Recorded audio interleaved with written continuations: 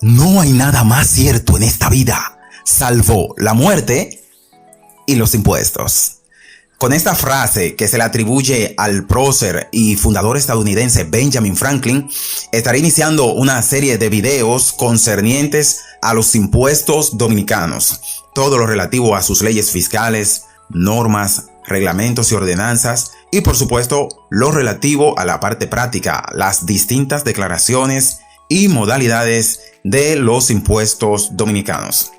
Hola, ¿qué tal? Bendiciones. Les saluda Frank Morales, contador público autorizado, miembro del Instituto de Contadores Públicos de la República Dominicana y además de la Asociación Tributaria de nuestro país también, con maestría en contabilidad tributaria, docente y creador de contenidos de valor. Así que espero que los estudiantes, tanto universitarios como preuniversitarios, los profesionales, abogados, nuestros colegas contadores, tributaristas y cualquier otro, para todo el público en general, será esta serie de los impuestos.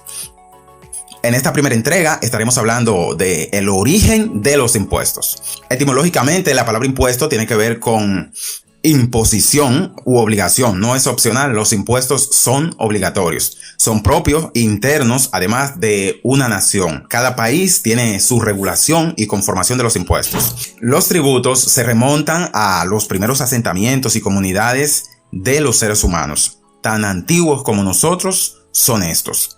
Desde que las comunidades se fueron organizando, fueron requiriendo la necesidad de, para cubrir la seguridad, algunas necesidades básicas de esas comunidades, se necesitaba, por supuesto, de aportes de los ciudadanos, de los municipios, de los colonos, dentro de la demarcación y geografía donde se estaba conformando esa ciudad, esa nación, ese pueblo.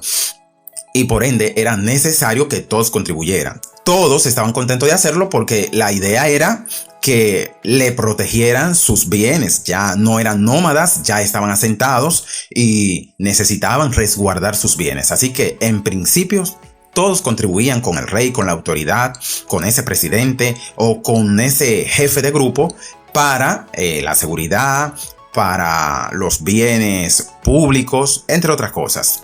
En el antiguo Egipto no era la excepción. Se dice que esos faraones que eran amos y señores de toda la tierra egipcia y de todas las personas que habitaban allí tenían que recaudar impuestos, le tenían que dar bienes, le daban especias, oro al faraón.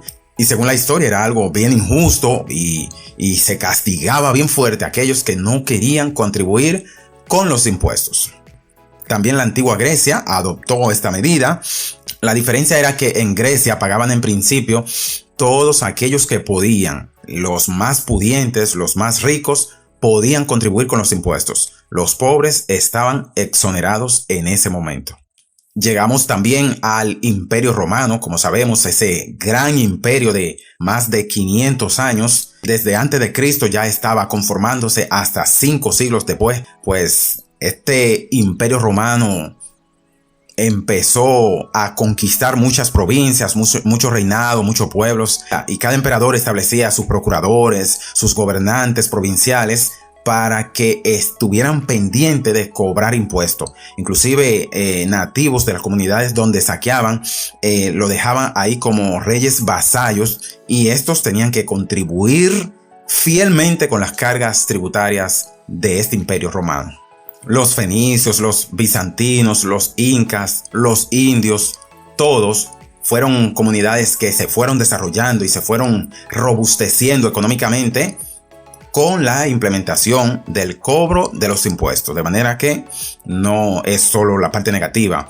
A través de los impuestos había crecimiento en las distintas comunidades. Bueno, y llegando a la parte del famoso denominado Nuevo Mundo, la isla de Santo Domingo o Quisqueya la Bella no fue la excepción. Aquí llegaron los colonizadores, los españoles y franceses, y con el denominado descubrimiento de América se impusieron tributos de inmediato para la corona española.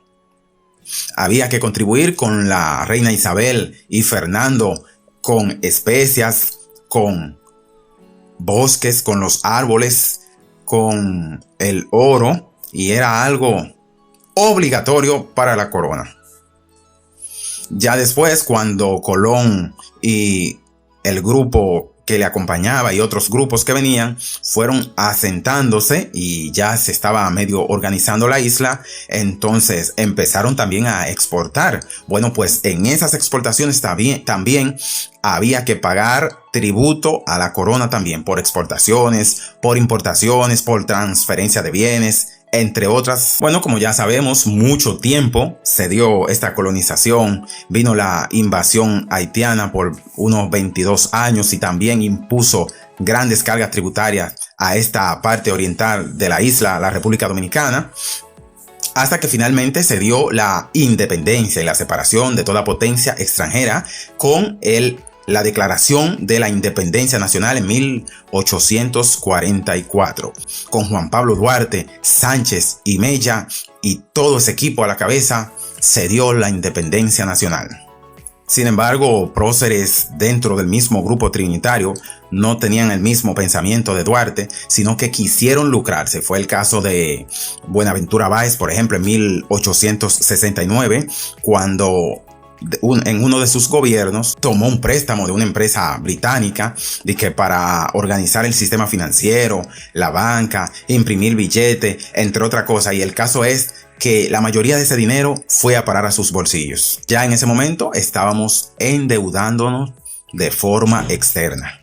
También registra la historia en 1892, el dictador Ulises Erox, presidente de la República Dominicana, vendió toda la deuda pública a un grupo de empresarios de Wall Street, según datan las informaciones, y en ese momento se le entregó todas las aduanas y la minería y gran parte de los bosques de República Dominicana a estas empresas. Ellos tenían el control de esto para cobrar su dinero de esa compra de toda la deuda externa. También resalta la historia que en 1905 el presidente dominicano Carlos Morales Languasco y el estadounidense Theodore Delano Roosevelt sostuvieron un acuerdo en el que se le pasaba el 55% de todas las recaudaciones de las aduanas frente a un 45% para la República Dominicana. De manera que los estadounidenses ya estaban resueltos a cobrar lo que nos habían prestado y con intereses. Finalmente, producto de todas esas malas administraciones que pasaron por nuestro país, con la llegada también de la Primera Guerra Mundial en 1914, los estadounidenses vieron peligrar sus ingresos, sus intereses, porque todas estas empresas que compraron la deuda estaban respaldadas absolutamente bajo el gobierno estadounidense. Así que en 1916 se produjo la primera intervención norteamericana que duró hasta el 1924. En todo este tiempo, ellos al control de las aduanas estaban recaudando sus deudas con intereses. Pues en el 24 salen ya como intervención, pero seguían frente a las aduanas porque le debíamos bastante desde esa época, y es hasta 1930 cuando llega el dictador Rafael Leónidas Trujillo. Esa economía norteamericana que estaba acá, estaba dolarizada la economía, los gringos querían, aunque por supuesto eran préstamos también que tomaba por otro lado. El sátrapa no era nada fácil. Bueno, en todo este tiempo había que tributar y pagar y recaudar para la deuda de los norteamericanos que no estaban dispuestos a dejarnos ese dinero que nos prestaron.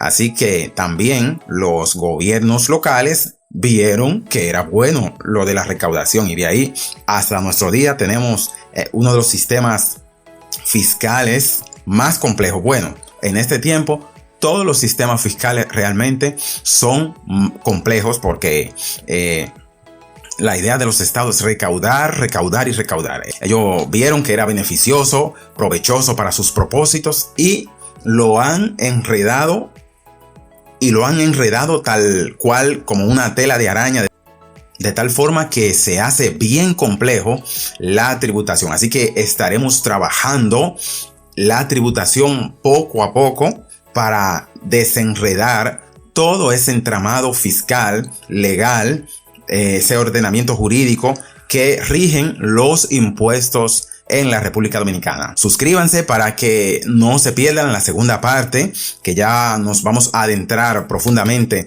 en el Código Tributario y sus reglamentos. Así que suscríbanse, compartan y activen el botón de la campanita para que sean los primeros en recibir la segunda entrega.